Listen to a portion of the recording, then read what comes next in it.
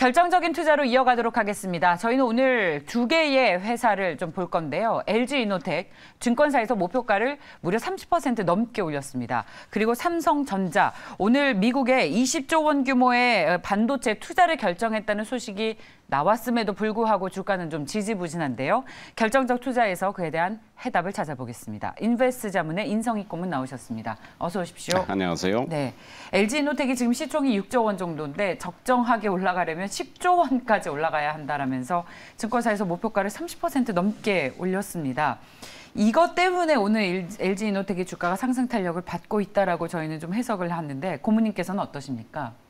예, 뭐 대형주 치고는 상당히 뭐 가파르게 지금 2주 사이에 아주 급등을 하는 종목이에요. 이게 대형주가 이렇게 쉽게 올라가지가 않고 아무래도 뭐 이제 성장성보다는 안정성 측면에서 투자를 많이 하다 보니까 빠르게 올라가지 못하죠. 그래서 이 최근에 이제 젊은 투자자들이 만족을 못 하는데 그거하고는 전혀 관계없이 진짜 대형주 치고는 빠르게 올라가는 것 같아요. 최근에 시총이 지금 6조 6천억까지 올라왔어요. 얼마 전까지만 해도 5조대였거든요. 근데 지금 올라가다 보니까 거의 이제 가격이 30만 원까지 가다 보니까 기존의 그 애널리스트들이 목표가를 이제 수정하기 시작을 했습니다. 급하게 수정을 하는데 목표까지 다 왔거든요. 그래서 거기서 한 30% 또 업을 했어요. 그래서 이제 목표가를 40만 원까지 지금 상향 조정하고 시총을 뭐 10조까지도 본다 이렇게. 그러니까 뭐 단기간 2주 전까지만 해도 5조였던 회사가 올해 목표가를 그 100까지 시총 10조까지 본다.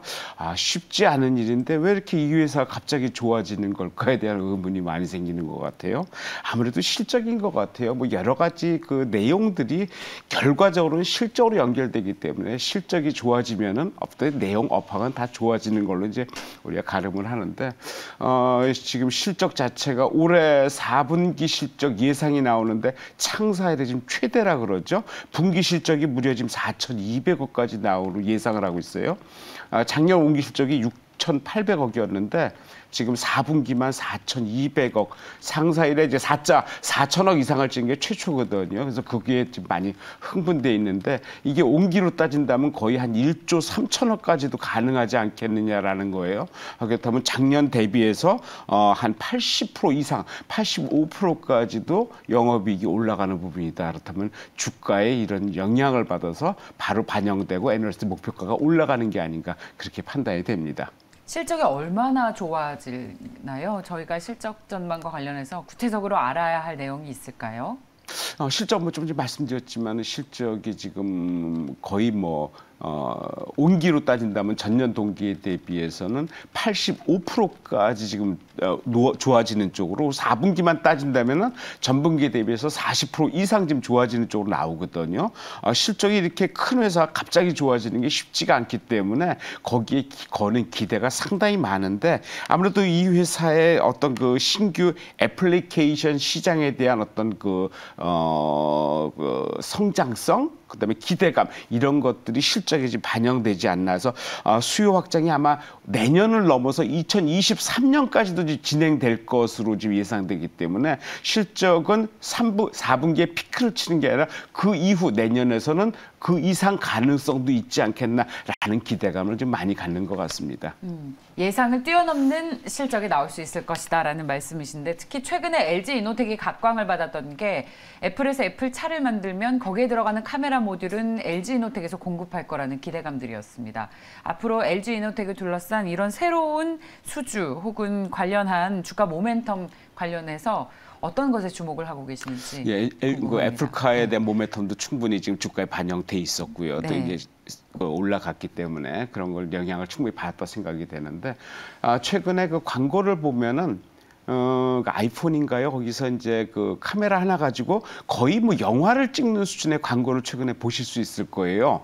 거기서 보면은 뭐 어떤 그 정확도, 확장성, 어떤 그 중간중간에 어떤 그 모션을 주는 거 여러 가지가 기존의 어떤 그 영화 촬영을 단순하게 카메라 하나로 할 수 있는 그런 영역까지 왔다는 거죠. 그래서 그런 쪽에서 그 기존의 그 폰 자체 카메라가 기존의 메인 카메라가 있고 광학 그다음에 멀티에서 원격까지 해서 폰이 이제 세 개가 이제 그 화상이 비치는데 그거에 대한 어떤 그 기존의 화소수를 좀 더 픽셀을 갖다가 좀 더 세분화시켜서 화소를 항상 높여서 확대를 해더라도 화면 자체가 깨지지 않도록 어떤 그런 어떤 그 완성도를 높이는 화소까지 나오고 여러 가지 뭐 모션 캡처라든지 어떤 그 슬로우 그다음에 여러 가지 그 제작하는 과정까지도 통신까지 연결되는 패키징까지 해서 여러 가지 상황들이 점점 좀 확대하고 다양화되는 쪽으로 지금 가는 것 같아요. 그래서 최근에는 그 이제 기존의 AR, VR 확장 형식 XR까지 가서 그걸 전체를 이제 통틀어서 최근에 메타버스까지 얘기를 하고 있는데 어떤 그런 쪽으로 간다 그러면은 이 회사가 기존의 강점이 3D 모듈 관련해 가지고 글로벌 1위 업체거든요. 그래서 그런 쪽에 어떤 그 공급 확장성이 좀 더 커질 것이다라는 쪽에서 지금 글로벌에서는 상당히 주시를 하는 쪽으로 좀 보이는 것 같아서 그런 쪽에 성장성이 무한하다라는 쪽으로 귀결될 것 같습니다. 카메라 화소수를 업그레이드하고 뭐 이런 것에 대한 기대감들이 좀 반영이 되고 있는 것 같습니다. 그래서 결국에는 메타버스의 최대 수혜주다. 라는 얘기도 있는데요. 어떻게 보십니까? 예, 뭐 메타버스 그러니까 실제적으로 메타버스가 지금 말도 없이 NFT와 합쳐서 좀 약간 좀 허공에 뜬 모습으로 지금 확장이 되고 있는데 어떻게 보면 이것도 확장입니다. 그러니까 궁극적으로 말하자면 과거에 그 확장 형식 XR 쪽의 어떤 그 버전인 것으로 생각이 드는데 그런 쪽에 3D 관련해서 모듈을 회사가 나오기 때문에 그런 쪽의 확장은 좀 더 이어질 것으로 판단이 되고 아무래도 이런 쪽에서 지금 현재 그 기관 쪽에서 한 달 사이에 거의 한 90만 주를 매수를 했어요. 그리고 외국인도 따라가면서 36만 주를 지금 한 달 사이에 매수를 했거든요.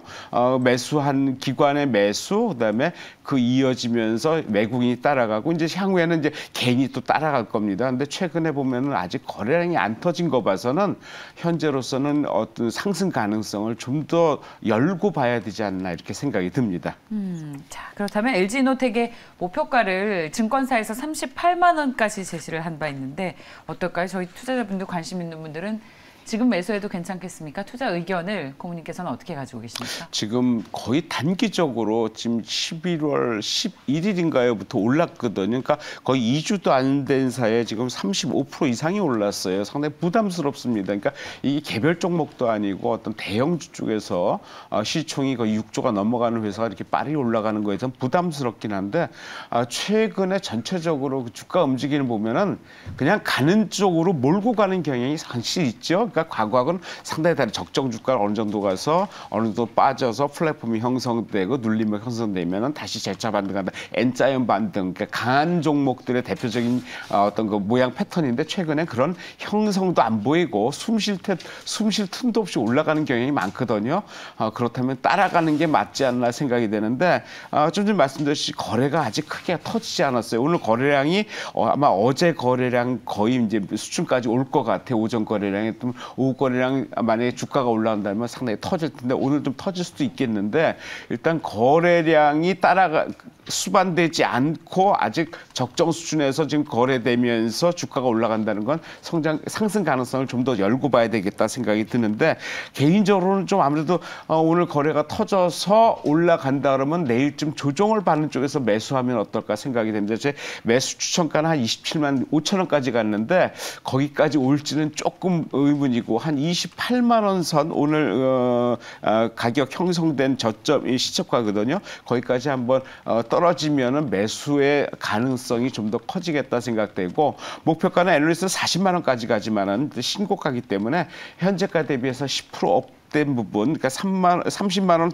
뚫고 올라가면은 분명히 거래가 엄청나게 터질 것으로 예상되고 그 부분에서 10% 상승분 33만 원까지 목표가를 잡고요. 손절가는 최근에 올라가다 약간 주춤된 26만 5천 원을 제시해드리도록 하겠습니다. 네, 자 다음은 삼성전자 이슈로 넘어가겠습니다. 미국의 이제 20조 원의 반도체 투자를 결정을 했습니다. 이재용 부회장이 가서 어떤 투자 소식을 전해올지 상당히 저희가 관심이 모아졌었는데 미국 테일러시의 공장을 건설한다고 합니다.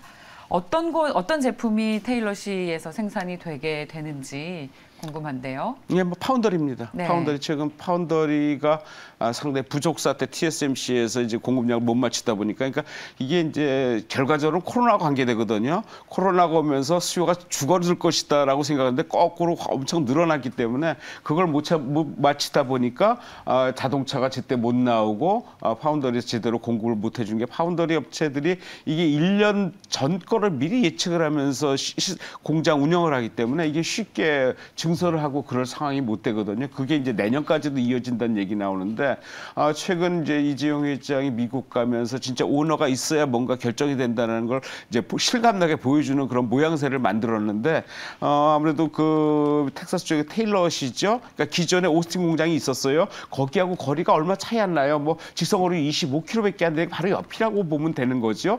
거기에 이제 생산 라인의 시너지 효과도 이제 나올 수 있겠고요. 여러 가지 상황이 한 20조까지 그러니까 내년부터 3년 동안 우리나라 돈으로 20조, 170억 달러 좀 투자를 해가지고 공장을 만들겠다는 거거든요.